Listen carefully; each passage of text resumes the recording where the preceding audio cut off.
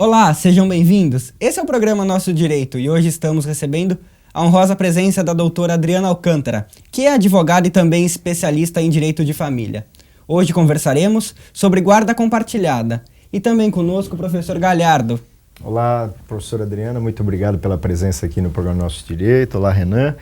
Esse tema é um tema bastante importante, até porque é uma mudança recente na legislação. Falar sobre direito de família sempre é uma coisa bastante complexa, enfim, muito complicada, porque o direito de família, na verdade, é um direito, digamos que lida com questões muito delicadas, né? Então eu perguntaria à senhora, primeiramente, essa guarda compartilhada, essa mudança, ela veio para melhorar? A senhora acredita nisso? O que é a guarda compartilhada? Ela veio para melhorar e ela é uma introdução da Lei 11.698, que alterou os artigos 1583 e 1584.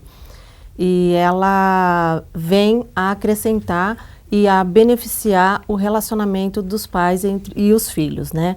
Porque até então nós tínhamos 3 modelos de guarda. A exclusiva, onde o filho ficava ou com a mãe ou com o pai, e o pai ou a mãe tinham somente o direito de visita, que era pré-estabelecido, com horários, com dias, e isso dificultava o relacionamento. Além de ser, digamos, de alguma maneira, bastante despreocupante, vamos dizer assim, para aquele que só visitava, porque pegava a criança só para o lazer, para o passeio, enfim, sem muita responsabilidade nas questões diárias da criança, Sim. né?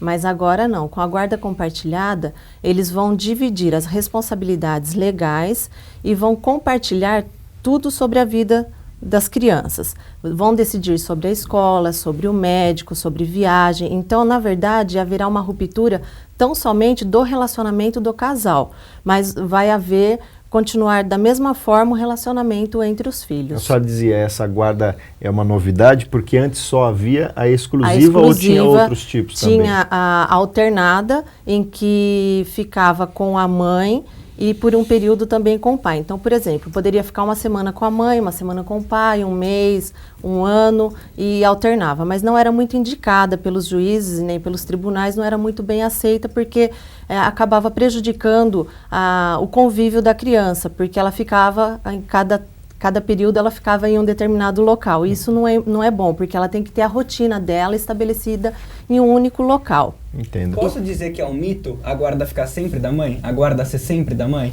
Isso acontecia porque no século passado as mães elas não estavam no campo de trabalho, né? Hoje, no nosso século agora, as mulheres estão mais ativas profissionalmente. Então tinha sim uma tradição que ficava com a mãe. Não decorria de lei, era uma tradição, uma tradição ficava com a mãe, mas hoje não. E as pessoas até hoje acham que realmente o casal vai separar e invariavelmente vai ficar com a mãe, não é assim, né? Não, porque hoje deve-se atender prioritariamente os interesses da criança, aquilo que for melhor para ela. Inclusive, essa alteração nesses artigos que eu citei anteriormente, tem lá o pai ou a mãe que tiver melhores condições. Essa questão, desculpe interromper, doutora, essa questão da mãe ainda, falando de preferência com a mãe, agora, no caso de ser uma criança muito pequenininha, recém-nascida, aí eu acho que a preferência prevalece, ou também não? Sim, desde que ela atenda os requisitos, amamentando, com certeza, prevalece com a mãe, claro. O juiz faz um estudo da família, alguma coisa do gênero? Sim, se for necessário, né? Por exemplo, se o pai demonstrar algum indício de que a mãe, mesmo que essa criança seja recém-nascida, não tenha condições psicológicas, financeiras de cuidar da criança, será realizado um estudo social, psicológico, para que ele possa tomar uma decisão segura com quem essa criança ficará. Uhum. E nesse estudo é possível se fixar horários em relação às visitas, ou o horário é sempre aquele de preferência do pai ou da mãe daquele que não ficou com a guarda, doutora? Não, de acordo com esse estudo, se estabelecerá também o horário, os dias, tudo sempre atendendo os interesses da criança. Então, não existe uma regra. Porque deve acontecer muito, né, de conflitos familiares, a senhora que lida na área de direito de família, no escritório de advocacia da senhora, aquela situação do pai ir visitar no horário que não era o horário de visita, e a mãe não quer deixar, aí acaba saindo mais uma discussão, aí é mais um processo, revisão de visita, etc. Né? Infelizmente, não existe esse bom senso, né? Quando o relacionamento rompeu de uma forma muito traumática, as mães acabam não tendo esse bom senso de deixar o pai visitar a hora que ele pode. Então, ela determina que somente naquele horário que foi estabelecido judicialmente. Doutora, a decisão da guarda judicial pode ser mudada? Pode, a qualquer momento, desde que haja interesse da criança. Da criança. Exatamente. Não há um prazo. Não há um prazo. A gente às vezes ouve também que só pode mudar depois de 6 meses ou depois de 1 ano, não é o caso. Não, depende das necessidades. Se foi estabelecida há 1 mês, por exemplo, e o pai toma conhecimento ou a mãe de que essa criança está sofrendo maus tratos, então ele vai até a justiça, vai comunicar e aí sendo realizado o estudo social e constatando, com certeza haverá a modificação. Nessa questão da guarda compartilhada, doutora Adriana, eu penso também que houve aí um grande avanço do legislador quando traz essa mudança no sentido de fazer com que tanto o pai quanto a mãe, embora separados, permaneçam com responsabilidade perante o cotidiano da criança, o dia a dia da criança. Mas eu perguntaria, será que essa guarda compartilhada em algum momento não pode trazer prejuízo para a criança, no sentido de dizer, olha, hoje você almoça com o seu pai, amanhã é com a sua mãe, hoje é o seu pai que vai buscar na escola, amanhã é a sua mãe. Quer dizer, essa divisão de tarefas diárias, ao invés de contribuir, não pode talvez confundir um pouco a vida, o dia a dia da criança? Eu acredito que não, porque aí os pais deverão manter a rotina que eles tinham no dia a dia antes da separação, né? Então, por exemplo, quem vai buscar na escola sou eu, quem vai, né? Então, eu acredito que aí os pais deverão ser orientados pelos advogados, pelo juiz por ocasião da audiência de conciliação, a não estarem alterando muito essa rotina das crianças. A criança precisa ter um CEP. Precisa, precisa. Preferencialmente vai acabar ficando com a mãe, né? Se ela for consensual, compartilhada de uma forma consensual, com certeza ela vai ficar estabelecida no domicílio da mãe, mas também poderá vir a ficar no domicílio do pai. E desde que não altere essa rotina, eu acho que não trará prejuízo nenhum. Agora vamos ao intervalo e voltamos já.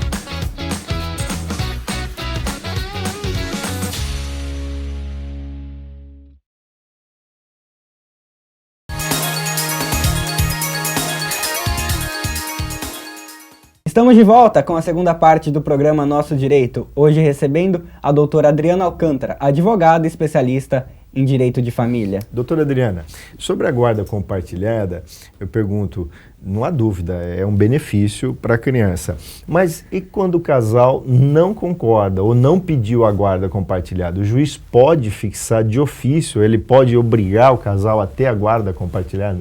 Ele pode, sempre que possível, e é o que diz o artigo 1584 e seus parágrafos.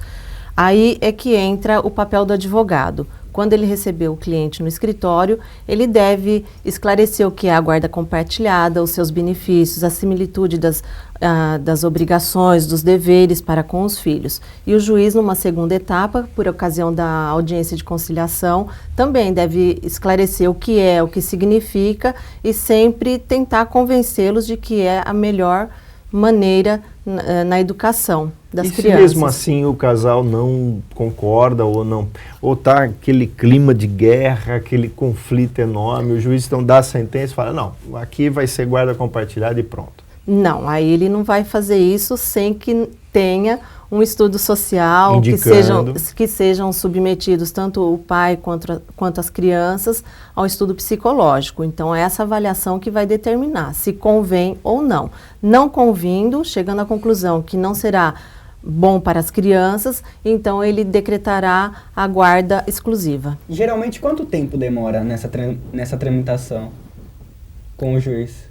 O processo. Olha, o processo é difícil a gente falar, né? Cada caso é um caso. Cada caso é um caso, mas demora um pouquinho, no mínimo uns 4, 5 meses. A senhora falou do papel do advogado, a importância, né? Então, hoje estamos percebendo que a justiça vem caminhando para mediação, para conciliação, até mesmo indicando a arbitragem. Nesse momento, o advogado lá no escritório chamar a mulher ou o pai e dizer, olha, deixa um pouco as mágoas de lado, deixa um pouco toda essa divergência de lado, pensa nas crianças, é importante, né, doutora? É importantíssimo. Então, já começa no escritório, porque até nós chegarmos na audiência de conciliação e depois, se necessário, na realização de estudo social, já vai estar mais, eles vão estar mais convencidos, mais conscientes de que eles têm que separar o que aconteceu entre eles. Relacionamento é uma coisa e filhos é outra coisa que não pode ser prejudicado. Sem dúvida, né? Sem dúvida. Agora vamos ouvir a opinião de uma psicóloga a respeito da guarda compartilhada.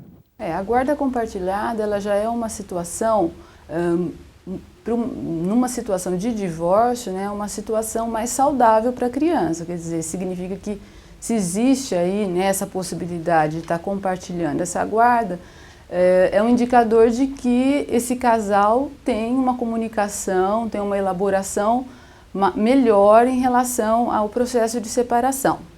Mas é importante, né, que ambos, né, tanto o pai quanto a mãe, nunca se esqueçam que a separação é do casal, mas os pais, eles sempre existirão para a criança, então é fundamental que os pais estejam atentos em relação à atenção para a criança, o amor para a criança, no sentido de que é importante a colocação dos limites, né? Muitas vezes a separação leva os casais a terem sentimentos de culpa e acaba a limitação em relação ao que pode, o que não pode fazer, fica um pouco a desejar e a criança acaba sendo criada dentro de um contexto com poucos limites ou com limites ambíguos, né? No sentido de que com o pai pode, com a mãe não pode. Então, é muito importante que o casal esteja em sintonia, né, no sentido de que o que pode, o que não pode, o que pode com um, não pode com o outro, né, mas que não haja um desrespeito em relação às regras um do outro, né. É importante também que em nenhum momento a criança seja usada para se conseguir o que deseja, né. Então, muitas vezes algum pai ou alguma mãe diz, olha, se você não fizer tal coisa, eu não vou liberar, eu não vou permitir a visita, tal, né? Então, isso não é uma coisa adequada para a criança. A questão também das brigas, né, das discussões, não ocorrerem na frente da criança e também que a criança não seja um meio para o pai ou a mãe ficarem buscando informações do outro, né? Muitas vezes as pessoas usam, né? O que seu pai tem feito com você? Alguém tem acompanhado vocês nos passeios, tal? Então não é bom para a criança isso. Então o importante é que a criança sinta que aquele casal se separou, né? E que isso trouxe uma tranquilidade maior do que se tinha. Mas a separação sempre é uma situação difícil para a criança, né? E é muito importante que ainda mais os pais estejam atentos, né, aos sentimentos da criança, ao que a criança está pensando, e para isso é importante que eles ouçam a criança, né, estejam sempre abrindo esse canal de comunicação, conversando com a criança e principalmente ouvindo. E, sem dúvida, né, sempre usar o bom senso para estar resolvendo as questões que podem, né, estar ocorrendo aí em função de uma situação que, embora hoje, né, a gente saiba que não é não gere tantos problemas como se pensava na década de 60, 70 em relação ao divórcio, mas é uma situação que gera um certo sofrimento para os filhos e que realmente os pais têm que estar bastante atentos. Professora, como a psicóloga bem esclareceu, né, essa questão do consenso entre o casal sempre é bastante importante. No entanto, às vezes aquele clima de divergência, o casal separa e acontece exatamente o inverso. O pai passa a falar mal da mãe ou a mãe falar mal do pai exatamente para tentar afastar a criança do pai ou tentar afastar a criança da mãe. Parece que o Congresso Nacional vem se preocupando com esta questão, há até um projeto de lei, parece que chama alienação parental. Gostaria que a senhora colocasse um pouco sobre isso. Isso, alienação parental é uma violência emocional, onde o pai ou a mãe, não conformado com o relacionamento, né, não conseguiu organizar aquele luto da separação, então ele usa o filho ou adolescente como um instrumento para atacar o outro cônjuge, né? Isso provoca uma bala emocional na criança enorme, né? São crianças que têm grande propensão a distúrbios psicológicos, elas têm tendência à insegurança, a pânico, depressão, podem vir a utilizar drogas. Álcool, cometer suicídio. São crianças que no futuro vão ter uma instabilidade emocional no convívio com o parceiro. E a Câmara, preocupada com isso, existe um projeto de lei, que é o 4053 de 2008, que foi aprovado agora em julho, por unanimidade. E o que prevê esse projeto? Punição? Ele prevê, ele vai definir o que é uma síndrome, né? Ele vai definir o que é a síndrome da alienação parental, vai estabelecer alguns critérios, né, para se certificar quando isso ocorre. E vai definir algumas punições, que vai desde a advertência até a perda do poder familiar. Então, doutora, como que pode ocorrer essa alienação parental? Então, a mãe começa a dificultar o relacionamento, a mãe ou o pai, né? A gente sempre fala mãe porque geralmente fica com a mãe. Dificultar o relacionamento do pai com o filho, né? Então ela limita a visita, se o pai quer ver a criança num horário que não foi estabelecido, ela impede, ela começa a denegrir a imagem do outro, falar de fracassos do outro. Falar mal, chegando ao absurdo de muitas vezes acusar o outro de abuso sexual. Né? Que é um tipo de violência gravíssimo. No caso gravíssimo, e isso acontece, sujeita a criança a todo aquele procedimento judicial desnecessariamente, né? E, inclusive tem um cineasta que fez um documentário que é muito interessante, que chama A Morte Inventada. Então, quem tiver interesse pode acessar na internet www.amorteinventadatudo.com.br. Obrigado, doutora, pela entrevista. E você que nos assiste e queira participar do nosso programa, envie um e-mail para direito@uniara.com.br ou através dos nossos telefones 3301-7129 ou 3301-7173. Doutora Adriana, obrigado mais uma vez pela presença da senhora. Essa área do direito de família tem tanto ainda para esclarecer. Fica já um convite para um próximo programa e agradecemos a você, telespectador, e até um próximo programa.